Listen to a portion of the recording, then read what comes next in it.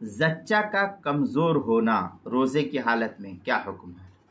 اگر بچے کی ولادت کے بعد ماں کمزور ہو گئی، روزہ رکھنے کی اس کو استطاعت اور قوت نہیں ہے، تو اور موت تک کمزوری ہی اور کمزوری ہے اور فدیہ دے دیا ہے، تو یہ فدیہ اس کے لیے کافی ہو جائے گا۔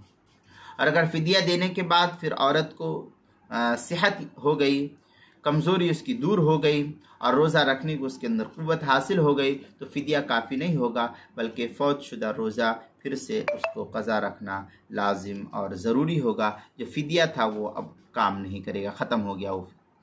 چنانچہ فتاوی شامی میں ہے وَمِثْلُهُ مَا فِي الْقُحُسْطَانِ عَلِى الْكِرْمَانِ الْمَرِيضِ إِذَا تَحَقَّقَ الْيَاسِ مِنَ الصِّحَّةِ فَعَلَيْهِ الْفِدْيَةُ لِكُلِّ يَوْمِ الْمَرَضِ۔